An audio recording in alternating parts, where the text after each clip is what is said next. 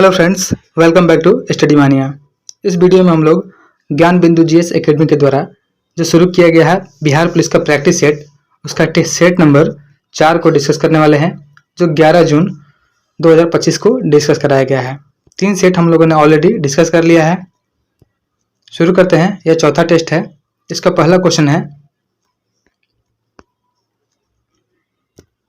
है किसी भी देश में कानून बनाने का अंतिम अधिकार किसके पास होता है? तो किसी भी देश में कानून बनाने का जो अंतिम अधिकार होता है यह संसद के पास है। तो हमारा आंसर जो हो जाएगा ऑप्शन ए राइट आंसर हो जाएगा। नेक्स्ट है वार्षिक वित्तीय विवरण संसद के दोनों सदनों के समक्ष कौन रखवाता है? तो वार्षिक वित्तीय विवरण जो होता है इसे हम लोग सामान्य भाषा में बजट बोलते हैं। तो बजट जो है संसद के दोनों सदनों के समक्ष किसके द्वारा रखवाया जाता है? तो यह रखवाया जाता है राष्ट्रपति के द्वारा। तो ऑप्शन डी जो हो जाएगा हमारा राइट आंसर हो जाएगा। साथ ही याद रखेंगे कि संसद में 2 सदन होते हैं, एक उच्च सदन एक निम्न सदन। उच्च सदन राज्यसभा को कहा जाता है, वो जो होता है एक अस्थायी सदन होता है, और एक होता है निम्न सदन जिसे हम लोग लोकसभा बोलते हैं, यह जो होता है अस्थायी सदन होता है। नेक्स्ट है सर्वोच्च न्यायालय व उच्च न्यायालयों के न्यायाधीशों को पद से कौन हटा सकता है? तो सर्वोच्च न्यायालय व उच्च न्यायालय के न्यायाधीशों को पद से हटाने का जो अधिकार होता है यह राष्ट्रपति के द्वारा होता है। राष्ट्रपति यदि दोनों सदन द्वारा प्रस्ताव पारित करता है तब हटा सकते हैं। ऑप्शन जो डी हो जाएगा हमारा राइट आंसर हो जाएगा। नेक्स्ट है संविधान के किस अनुच्छेद के अंतर्गत बिहार उच्च न्यायालय को बंदी प्रत्यक्षीकरण की रीट जारी करने की शक्ति प्राप्त है? तो हो जाएगा आर्टिकल 226। यह बिहार ही नहीं किसी भी उच्च न्यायालय को रीट जारी करने का अधिकार जो देता है यह अनुच्छेद 226 देता है। साथ ही याद रखेंगे अगर सुप्रीम कोर्ट की बात की जाती है तो सुप्रीम कोर्ट को रीट जारी करने का जो अधिकार होता है यह अनुच्छेद 32 में वर्णित है। याद रखेंगे कि सुप्रीम कोर्ट जो रीट जारी करता है अनुच्छेद 32 के अनुसार करता है, और किसी भी स्टेट का जो उच्च न्यायालय हाईकोर्ट होता है यह अगर रीट जारी करता है तो अनुच्छेद 226 के अकॉर्डिंग करता है। नेक्स्ट है भारत में शक्तियों के विभाजन के संबंध में विवाद की स्थिति में निर्णय लेने का अंतिम अधिकार किसके पास होता है? तो भारत में शक्तियों के विभाजन के संबंध में विवाद की स्थिति में निर्णय लेने का जो अंतिम अधिकार होता है यह जो हो जाएगा उच्च न्यायालय और सर्वोच्च न्यायालय दोनों का अधीन हो जाएगा। तो हमारा जो आंसर हो जाएगा ऑप्शन डी राइट आंसर हो जाएगा। यानी उच्च न्यायालय और सर्वोच्च न्यायालय हाईकोर्ट हो जाएगा और सुप्रीम कोर्ट, इन दोनों के पास जो होता है अंतिम निर्णय लेने का अधिकार होता है। नेक्स्ट है किस संविधान संशोधन द्वारा संविधान में नागरिकों के 10 मूल कर्तव्यों का उल्लेख किया गया है? तो नागरिकों के 10 मूल कर्तव्यों का जो उल्लेख किया गया है यह 42वें संविधान संशोधन 1976 के द्वारा किया गया है। तो ऑप्शन जो सी हो जाएगा हमारा राइट आंसर हो जाएगा। साथ ही याद रखेंगे मैक्सिमम चीजें जो है 42वें संविधान संशोधन के द्वारा ही जोड़ी गई है संविधान में, इसलिए इसको मिनी कॉन्स्टिट्यूशन भी बोलते हैं। और 44वां संविधान संशोधन जो हुआ था 1978 में, इसके द्वारा जो है अधिकतर चीजें हटाई गई हैं। नेक्स्ट है निम्नलिखित में से कौन भारत को धर्मनिरपेक्ष राज्य वर्णित करता है? तो हो जाएगा संविधान की प्रस्तावना। संविधान की जो प्रस्तावना है यह भारत को धर्मनिरपेक्ष राज्य वर्णित करता है। ऑप्शन जो बी हो जाएगा हमारा राइट आंसर हो जाएगा। नेक्स्ट है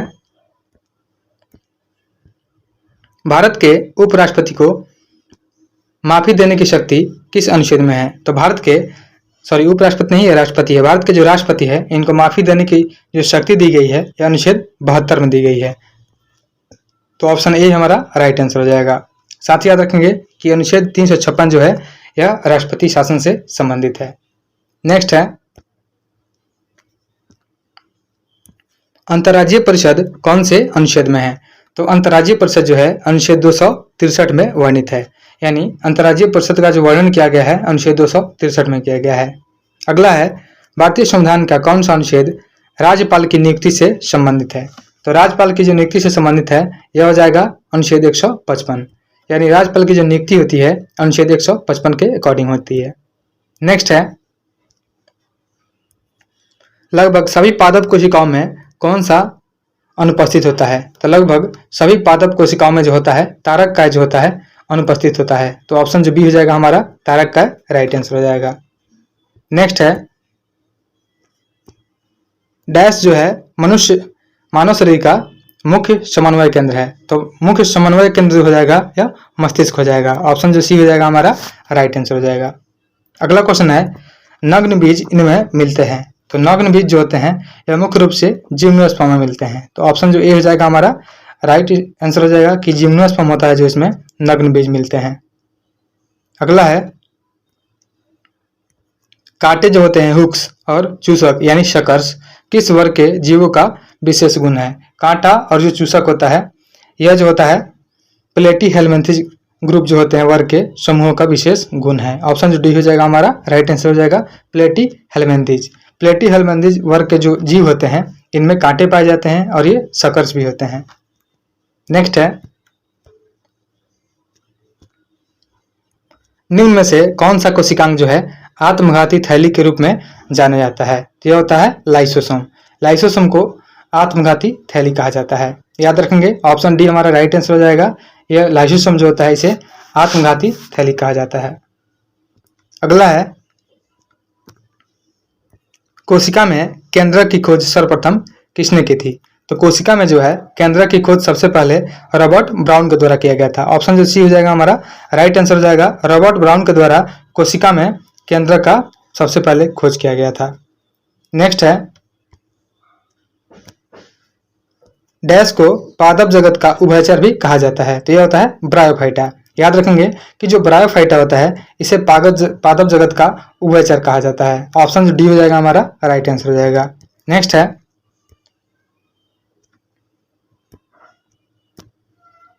फ्लोएम किस कोशिका से बना होता है। तो फ्लोएम जो बना होता है यह चालनी तत्व, उसके बाद फ्लोएम फाइबर और फ्लोएम पैरेनकाइमा कोशिकाओं से बना होता है। ऑप्शन जो डी हो जाएगा हमारा राइट आंसर हो जाएगा कि फ्लोएम जो होता है चालनी एलिमेंट, उसके बाद जो होता है फ्लोएम फाइबर और फ्लोएम पैरेनकाइमा से मिलकर के बना होता है। नेक्स्ट है किस लौह अयस्क में लौहांश की मात्रा सर्वाधिक होती है। तो ये हो जाएगा मैग्नेटाइट। मैग्नेटाइट जो होती है इसमें लोहे की अंश जो होती है सबसे अधिक होती है। याद रखेंगे ऑप्शन जो सी हो जाएगा हमारा राइट आंसर हो जाएगा। अगला है इसमें मिलान करना है। सूची दिया हुआ है, सूची 1 है और सूची 2 है। पहले में दिया हुआ है अम्ल का नाम और किसमें पाया जाता है सोर्स दिया हुआ है। तो लैक्टिक एसिड जो है, लैक्टिक एसिड यह दही में पाया जाता है। उसके बाद जो है ऑक्जेलिक एसिड जो कि टमाटर में पाया जाता है और एसिटिक एसिड जो है यह सिरका में पाया जाता है। तो इसका मिलान जो हो जाएगा हमारा ऑप्शन ए राइट आंसर हो जाएगा कि लैक्टिक एसिड दही में, ऑक्जेलिक एसिड जो होता है टमाटर में और एसिटिक एसिड जो होता है यह सिरके में पाया जाता है। नेक्स्ट है अम्लीय वर्षा का पीएच मान होता है। तो अगर किसी वर्षा का जो मान होता है 5.6 से कम हो जाता है तो उसको हम लोग अम्लीय वर्षा बोलते हैं। ऑप्शन जो सी हो जाएगा हमारा राइट आंसर हो जाएगा कि 5.6 से जो कम होगा उसको हम लोग अम्लीय वर्षा बोलेंगे। अगला क्वेश्चन है सबसे अधिक तन्य धातु कौन सा है। तो सबसे अधिक तन्य धातु यानी तन्यता वाला जो धातु है वह सोना हो जाएगा। ऑप्शन सी हमारा राइट आंसर हो जाएगा। नेक्स्ट है इसमें भी मिलान करना है। सूची दिया हुआ है 1 और सूची 2 दिया हुआ है। तो पहले जो दिया हुआ है यह दिया हुआ है पीच। क्वेश्चन देख लेते हैं 23 नंबर है। 23 नंबर में सूची दिया हुआ है। पहला जो दिया हुआ पीच, तो पीच जो हो जाएगा यह हर्ट्ज से संबंधित हो जाएगा यानी हर्ट्ज में मापते हैं। उसके बाद प्रबलता जो होता है यह प्रबलता बढ़ता है, यह होता है डेसिबल में हो जाएगा। और उसके बाद प्रतिध्वनि जो होता है ध्वनि का परिवर्तन हो जाएगा इसके कारण। और चिकित्सा में ध्वनि का जो उपयोग किया जाता है यह स्टेथोस्कोप के कारण किया जाता है। याद रखेंगे तो पीच का हो जाएगा हर्ट्ज हो जाएगा, प्रबलता का हो जाएगा डेसिबल हो जाएगा, प्रबलता मापते हैं। और प्रतिध्वनि जो होता है ध्वनि का परिवर्तन होता है। और चिकित्सा में ध्वनि का जो उपयोग होता है यह स्टेथोस्कोप के रूप में होता है। नेक्स्ट है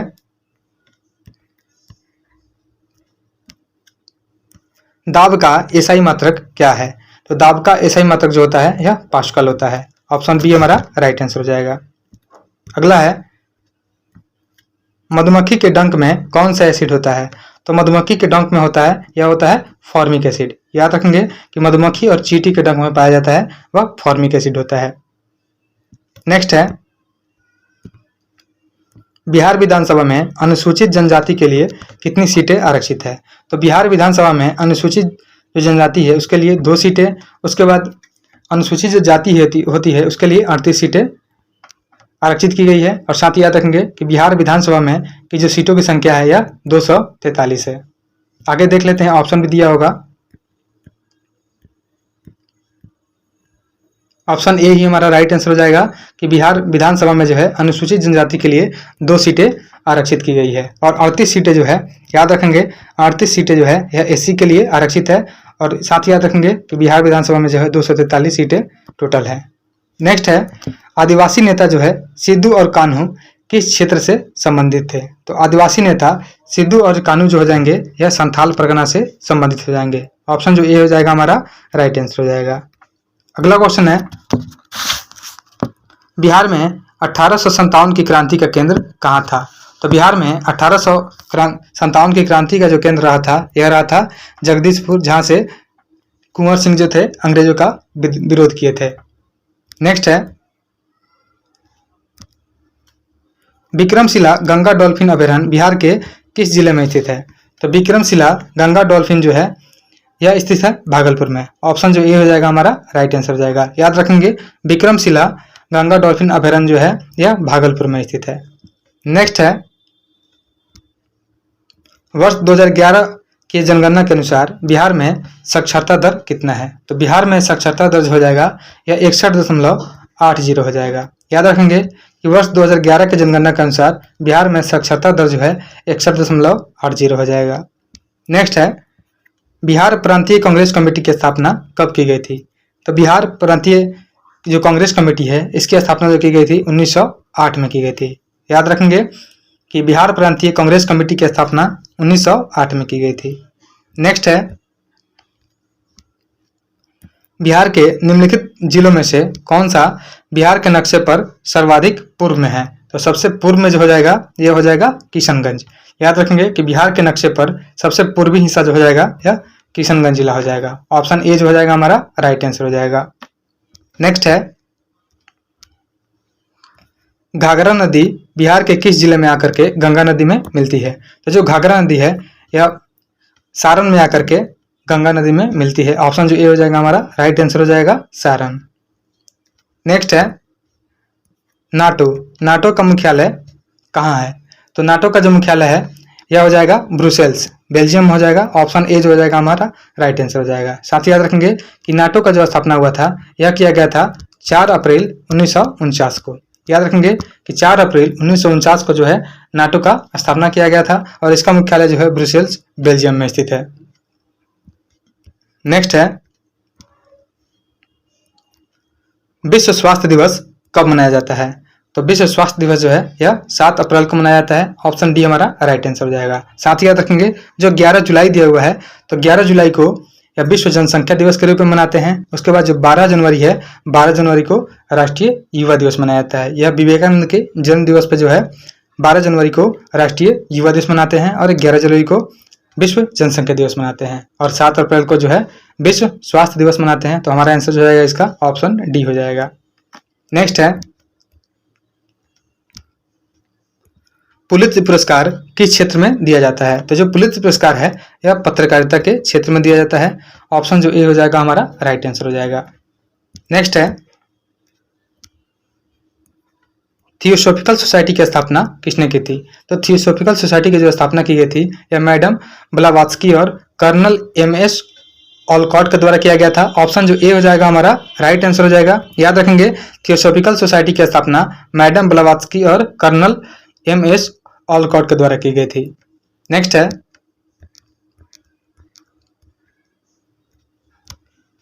बक्सर का युद्ध कब हुआ था? तो जो बक्सर का युद्ध हुआ था यह हुआ था 22 अक्टूबर 1764 को। बक्सर जिले में पड़ता है एक जगह जिसे हम लोग बोलते हैं चौसा। तो बक्सर का युद्ध जो हुआ था यह चौसा में हुआ था। यह 22 अक्टूबर 1764 को हुआ था। नेक्स्ट है,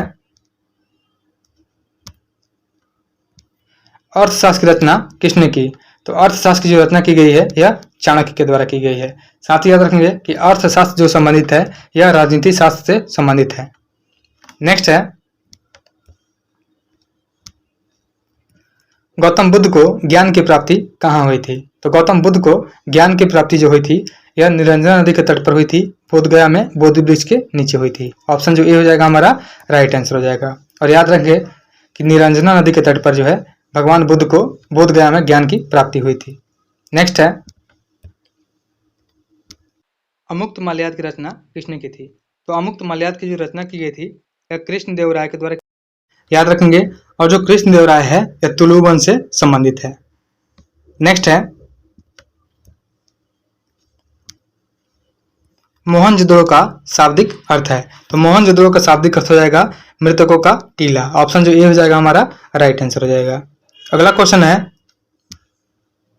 चंद्रगुप्त मौर्य ने किसकी सहायता से घनानंद को हरा करके मौर्य साम्राज्य की स्थापना की थी? तो चंद्रगुप्त मौर्य ने चाणक्य की सहायता से जो है घनानंद को हरा करके मौर्य साम्राज्य की स्थापना की थी। ऑप्शन जो ए हो जाएगा हमारा राइट आंसर हो जाएगा।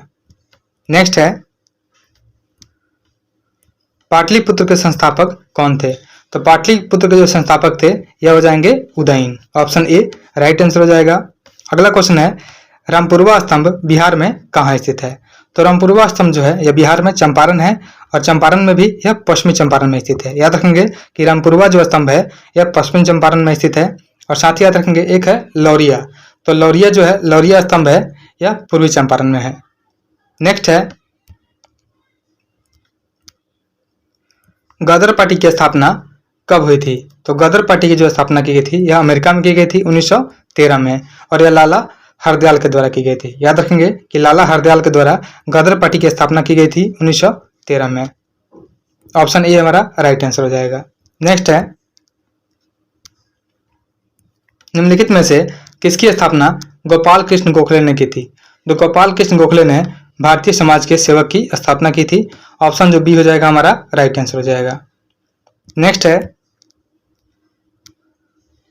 कांग्रेस का पहला अधिवेशन आयोजित किया गया था। तो कांग्रेस का जो पहला अधिवेशन है यह W.C. बनर्जी की अध्यक्षता में बॉम्बे में तेजपाल संस्कृत विद्यालय में आयोजित किया गया था। ऑप्शन जो सी हो जाएगा हमारा राइट आंसर हो जाएगा। नेक्स्ट है, सिंधु घाटी सभ्यता के लोग किसकी पूजा करते थे? तो सिंधु सभ्यता के जो लोग थे, सिंधु घाटी सभ्यता के लोग, यह पशुपति यानी भगवान शिव की पूजा करते थे। ऑप्शन जो बी हो जाएगा हमारा राइट आंसर हो जाएगा। नेक्स्ट है, अगला क्वेश्चन है 15 नंबर, सविनय अवज्ञा आंदोलन के बारे में निम्नलिखित में से कौन सा कथन सही है? सही स्टेटमेंट को चूज करना है। तो इसमें दिया हुआ है कि इसकी शुरुआत गांधी जी ने चंपारण यात्रा के साथ हुई थी। यह स्टेटमेंट बिल्कुल गलत है। नेक्स्ट है कि गांधी इरविन समझौते के तहत कांग्रेस अवज्ञा आंदोलन छोड़ने को तैयार थी। यह जो स्टेटमेंट है बिल्कुल सही है। तो सविनय अवज्ञा आंदोलन से संबंधित सही कथन हो जाएगा कि गांधी इरविन समझौते के तहत कांग्रेस अवज्ञा आंदोलन के छोड़ने को तैयार थी। ऑप्शन जो बी हो जाएगा हमारा राइट आंसर हो जाएगा। नेक्स्ट है, भूप्रपाटी में सर्वाधिक विस्तृत रूप से पाया जाने वाला तत्व है। तो भूप्रपाटी में सर्वाधिक विस्तृत रूप से पाया जाने वाला तत्व जो हो जाएगा यह हो जाएगा ऑक्सीजन। ऑप्शन जो ए हो जाएगा हमारा राइट आंसर हो जाएगा। नेक्स्ट है, एस आकार का महासागरीय कटक है। तो एस आकार का जो महासागरीय कटक हो जाएगा यह हो जाएगा मध्य अटलांटिक कटक हो जाएगा। ऑप्शन जो बी हो जाएगा हमारा राइट आंसर हो जाएगा। याद रखेंगे। और पूर्वी प्रशांत कटक जो है यह प्रशांत महासागर में है। उसके बाद जो है प्रिंस एडवर्ड कटक और एक है सोकोत्रा कटक। तो दोनों याद रखेंगे, प्रिंस एडवर्ड कटक और सोकोत्रा कटक जो है यह हिंद महासागर में स्थित है। याद रखेंगे कि यह जो है दोनों हिंद महासागर में है। नेक्स्ट है, काल बैसाखी चलती है। तो काल बैसाखी जो है यह चलती है पश्चिम बंगाल में। ऑप्शन डी हो जाएगा हमारा राइट आंसर हो जाएगा। नेक्स्ट है, ग्रीन हाउस जुड़ा हुआ है। तो ग्रीन हाउस जो जुड़ा हुआ है यह कार्बन डाइऑक्साइड से जुड़ा हुआ है और ग्रीन हाउस के इफेक्ट के कारण जो है गर्मी दिन पर दिन बढ़ते जाती है। ऑप्शन जो सी हो जाएगा हमारा राइट आंसर हो जाएगा। नेक्स्ट है, उत्तरी तथा उत्तरी पश्चिमी भारत में चलने वाली गर्म तथा शुष्क हवाएं कहलाती है। तो इसे हम लोग बोलते हैं लू। याद रखेंगे, उत्तरी तथा उत्तरी पश्चिमी भारत में चलने वाली जो गर्म शुष्क हवाएं है जो पंजाब पट्टी की तरफ से चलती है इसे हम लोग लू बोलते हैं। तो ऑप्शन जो डी हो जाएगा हमारा राइट आंसर हो जाएगा। नेक्स्ट है, श्वेत क्रांति निम्नलिखित में से किसके अधिक उत्पादन से संबंधित है? तो श्वेत क्रांति जो है यह दूध के उत्पादन से संबंधित है। साथ ही याद रखेंगे कि भारत में श्वेत क्रांति के जो जनक हैं यह माने जाते हैं वर्गीज कुरियन। याद रखेंगे, जो वर्गीज कुरियन है यह भारत में श्वेत क्रांति के जनक माने जाते हैं। नेक्स्ट है, भारत में मीठे पानी की सबसे बड़ी झील है। तो भारत में मीठे पानी की जो सबसे बड़ी झील है यह हो जाएगा वुलर झील हो जाएगा। ऑप्शन ए हमारा राइट आंसर हो जाएगा। और ये लोकटक झील जो है यह मणिपुर में स्थित है, यह भी याद रखेंगे। नेक्स्ट है, निम्नलिखित में से कौन सी रबी फसल नहीं है।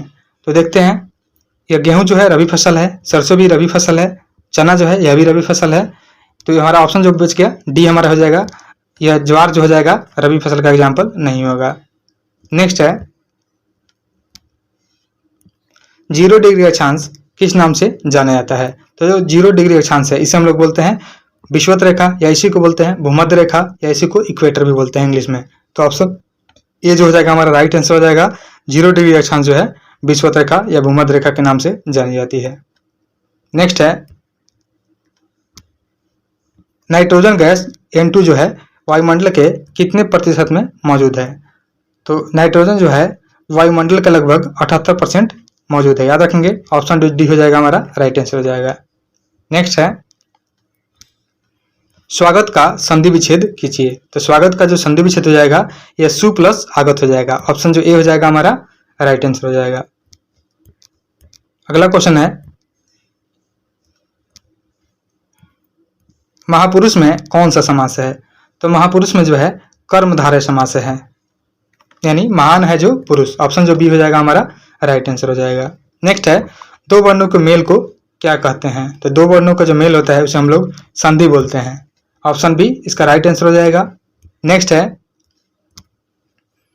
एक नए डॉक्यूमेंट को खोलने का शॉर्टकट है। तो एक नए डॉक्यूमेंट को खोलने का जो शॉर्टकट हो जाता है यह कंट्रोल+N होता है, याद रखेंगे। ऑप्शन जो बी हो जाएगा राइट आंसर हो जाएगा कि कभी भी डेस्कटॉप पे न्यू डॉक्यूमेंट को खोलेंगे, ओपन करने के लिए उसको कंट्रोल+N दबाना पड़ता है। नेक्स्ट है, प्रोजेक्ट चीता के तहत बोत्सवाना से लाए जाने वाले 8 चीतों को किस वन्य जीव अभयारण्य या राष्ट्रीय उद्यान में ट्रांसफर किया जाएगा। तो यह किया जाएगा गांधी सागर जो कि मध्य प्रदेश में स्थित है। और साथ ही याद रखेंगे बाकी भी है जो माधव, बोरी और कुनो, यह भी सभी जो है मध्य प्रदेश में ही स्थित है। नेक्स्ट है, हाल ही में किसे UNESCO memory of world register में शामिल किया गया है। तो हाल ही में नाट्यशास्त्र को और श्रीमद् भगवत गीता यानी दोनों को जो है मेमोरी ऑफ वर्ल्ड रजिस्टर में शामिल किया गया है। तो ऑप्शन जो डी हो जाएगा हमारा एग्जैक्ट राइट आंसर हो जाएगा। नेक्स्ट है, भारत का पहला क्वांटम कंप्यूटिंग गांव कहाँ स्थापित होगा। तो भारत का पहला क्वांटम कंप्यूटिंग जो गांव है यह अमरावती में स्थापित किया जाएगा। ऑप्शन सी हमारा राइट आंसर हो जाएगा। अगला क्वेश्चन है, 23वें विधि आयोग के अध्यक्ष कौन बने हैं। तो 23वें विधि आयोग के जो अध्यक्ष बने हैं यह बने हैं दिनेश माहेश्वरी, याद रखेंगे। ऑप्शन जो डी हो जाएगा हमारा राइट आंसर हो जाएगा। जो दिनेश माहेश्वरी है यह 23वें विधि आयोग के अध्यक्ष बने हैं। नेक्स्ट है, बिहार की मेजबानी में महिला कबड्डी विश्व कप 2025 का आयोजन कहाँ किया जाएगा। तो बिहार की मेजबानी में महिला कबड्डी विश्व कप 2025 का जो आयोजन किया जाएगा यह किया जाएगा राजगीर में। ऑप्शन सी राइट आंसर हो जाएगा। नेक्स्ट है, अप्रैल 2025 में भारत का दौरा करने वाले संयुक्त राज्य अमेरिका के उपराष्ट्रपति कौन है। तो अमेरिका के जो उपराष्ट्रपति हैं यह है जेडी वेंस। ऑप्शन जो बी हो जाएगा हमारा राइट आंसर हो जाएगा। नेक्स्ट है, भारत और उज्बेकिस्तान के बीच डस्टलिक सैन्य अभ्यास कौन सा संस्करण पुणे में आयोजित किया गया है। तो भारत और उज्बेकिस्तान के बीच जो है डस्टलिक सैन्य अभ्यास होता है और यह जो पुणे में आयोजित हुआ था इस बार यह जो संस्करण है 6ठा संस्करण है। याद रखेंगे कि 2025 में 6ठा संस्करण भारत और उज्बेकिस्तान के बीच में हुआ है डस्टलिक का। नेक्स्ट है, 21 अप्रैल 2025 को बहुराष्ट्रीय हवाई युद्ध अभ्यास डेजर्ट फ्लैग 10 कहाँ आयोजित किया गया है। तो 21 अप्रैल 2025 को जो है बहुराष्ट्रीय हवाई युद्ध अभ्यास जो है इसका नाम है डेजर्ट फ्लैग 10, इसे आयोजित किया गया है अल धफरा एयरबेस यूएई में। ऑप्शन ए हमारा राइट आंसर हो जाएगा। नेक्स्ट है, संजीव खन्ना के स्थान पर भारत के नए मुख्य न्यायाधीश कौन बने हैं। तो संजीव खन्ना के स्थान पर जो है भारत के नए मुख्य न्यायाधीश जो बने हैं वह 92वें नंबर के बने हैं जिनका नाम है बी आर गवई। याद रखेंगे जो बी आर गवई है यह 52वें नंबर के मुख्य न्यायाधीश बने हैं और ये जो संजीव खन्ना है यह 91वें नंबर के जो है मुख्य न्यायाधीश रहे हैं। तो याद रखेंगे, ऑप्शन देख लेते हैं। ऑप्शन दिया हुआ ऑप्शन बी हो जाएगा हमारा। संजीव खन्ना के बाद बने हैं जस्टिस बी आर गवई जो है 52वें नंबर के मुख्य न्यायाधीश बने हैं। नेक्स्ट है, यूनेस्को द्वारा हाल ही में कितने स्थलों को ग्लोबल जियो पार्क नेटवर्क में शामिल किया गया है? तो यूनेस्को के द्वारा हाल ही में 16 स्थलों को ग्लोबल जियो पार्क नेटवर्क में शामिल किया गया है। तो याद रखेंगे ऑप्शन इसका हमारा सी राइट आंसर हो जाएगा। नेक्स्ट है, 14 को किस महापुरुष की जयंती मनाई जाती है? तो 14 अप्रैल को जो है डॉक्टर भीमराव अंबेडकर की जयंती मनाई जाती है। ऑप्शन जो बी हो जाएगा हमारा राइट आंसर हो जाएगा। वहीं सुभाष चंद्र बोस की जयंती के अवसर पर जो है 23 जनवरी को, याद रखेंगे 23 जनवरी को पराक्रम दिवस भी मनाया जाता है। याद रखेंगे 23 जनवरी को पराक्रम दिवस सुभाष चंद्र बोस की जयंती के रूप में मनाया जाता है।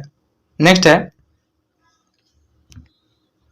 हाल ही में चर्चा में रहा बाबा बैद्यनाथ सुरंग कहाँ स्थित है? तो हाल ही में चर्चा में रहा है बाबा बैद्यनाथ सुरंग, तो यह जो स्थित है यह उत्तराखंड में स्थित है। ऑप्शन जो डी हो जाएगा हमारा राइट आंसर हो जाएगा। अगला है, खेलो इंडिया यूथ गेम्स 2025 का शुभंकर क्या है?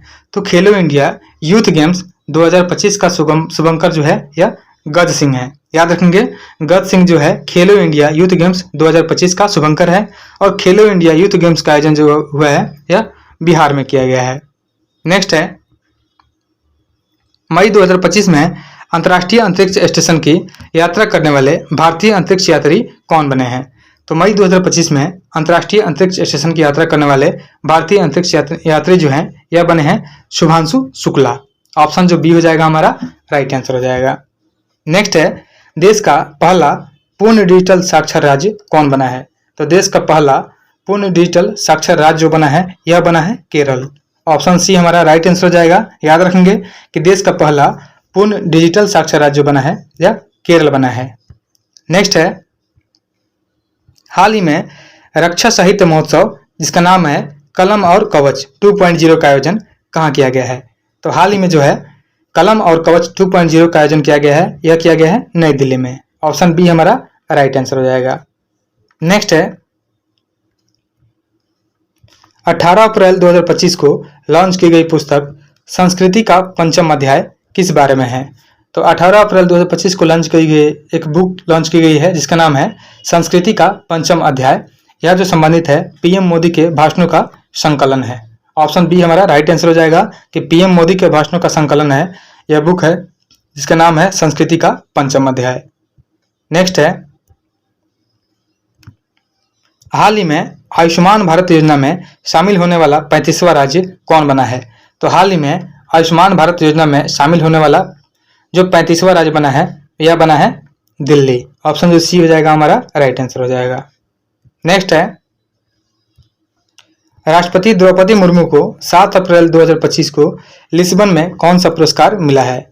तो राष्ट्रपति द्रौपदी मुर्मू को जो है 7 अप्रैल 2025 को लिस्बन में अवार्ड दिया गया है कि to the city Lisbon. Option जो सी हो जाएगा हमारा राइट आंसर हो जाएगा। नेक्स्ट है, श्रीलंका द्वारा पीएम मोदी को दिए गए सर्वोच्च नागरिक पुरस्कार का नाम क्या है? तो श्रीलंका के द्वारा जो है पीएम मोदी को दिए गए सर्वोच्च नागरिक पुरस्कार है यह दिया गया है मित्र भूषण। ऑप्शन जो बी हो जाएगा हमारा राइट आंसर हो जाएगा। नेक्स्ट है, किस राज्य ने अपने जीरो पॉवर्टी मिशन का नाम डॉक्टर भीमराव अंबेडकर के नाम पर रखने की घोषणा की है? तो यह किया गया है उत्तर प्रदेश के द्वारा, यानी उत्तर प्रदेश ने अपने जीरो पॉवर्टी मिशन का नाम डॉक्टर भीमराव अंबेडकर के नाम पर रखने की घोषणा की है। तो 85 का आंसर हो जाएगा हमारा राइट आंसर बी हो जाएगा। अगला क्वेश्चन है, छठा बिम्स्टेक सम्मेलन शिखर सम्मेलन का आयोजन कहाँ हुआ है? तो छठा बिम्स्टेक शिखर सम्मेलन का जो आयोजन किया गया है यह किया गया है थाईलैंड में। ऑप्शन सी हमारा राइट आंसर हो जाएगा। नेक्स्ट है, नीति आयोग द्वारा जारी राजकोषीय स्वास्थ्य सूचकांक में शीर्ष पर कौन रहा है? तो नीति आयोग का जो जारी किया गया है राजकोषीय स्वास्थ्य सूचकांक, इसमें जो शीर्ष पर रहा है यह रहा है उड़ीसा। याद रखेंगे कि राजकोषीय स्वास्थ्य सूचकांक में उड़ीसा जो रहा है शीर्ष पर रहा है। नेक्स्ट है, एससी वर्गीकरण अधिनियम लागू करने वाला पहला राज्य कौन बना है? तो एससी वर्गीकरण अधिनियम लागू करने वाला जो पहला राज्य बना है यह बना है तेलंगाना। याद रखेंगे ऑप्शन जो डी हो जाएगा हमारा राइट आंसर हो जाएगा। नेक्स्ट है, हाल ही में भरनी उत्सव कहाँ मनाया गया है? तो भरनी उत्सव जो मनाया जाता है यह मनाया जाता है केरल में। तो हमारा आंसर जो हो जाएगा डी हो जाएगा कि हाल ही में भरनी उत्सव जो है केरल में मनाया गया है। नेक्स्ट है, किस राज्य सरकार ने डॉक्टर भीमराव अंबेडकर अभ्यारण्य को राज्य का 25वां अभ्यारण्य घोषित किया है? तो यह किया गया है मध्य प्रदेश के द्वारा। याद रखेंगे कि मध्य प्रदेश की सरकार के द्वारा जो है डॉक्टर भीमराव अंबेडकर अभ्यारण्य को राज्य का 25वां अभ्यारण्य घोषित कर दिया गया है। नेक्स्ट है, आगे मैथ्स दिए हुए हैं, मैं आंसर बता देता हूं, आप लोग सोल्व कर लीजिएगा। 91 का जो आंसर हो जाएगा यह हो जाएगा ऑप्शन सी हो जाएगा। उसके बाद 92 है, 92 का जो आंसर हो जाएगा ऑप्शन डी हो जाएगा 25। 93 है, 93 का जो आंसर हो जाएगा यह हो जाएगा बी हो जाएगा। उसके बाद है 94, तो 94 का जो आंसर हो जाएगा 94 का ऑप्शन सी हो जाएगा। 95 जो है 95 का आंसर ए हो जाएगा। उसके बाद है 96, 96 का आंसर जो हो जाएगा बी हो जाएगा। उसके बाद 97 है, 97 का आंसर जो हो जाएगा यह सी हो जाएगा। उसके बाद 98 है, 98 का ऑप्शन ए हो जाएगा। 99 का जो आंसर हो जाएगा यह डी हो जाएगा 43/9। और लास्ट जो है 100 नंबर यह हो जाएगा 100 का जो ऑप्शन हो जाएगा ऑप्शन डी राइट आंसर हो जाएगा।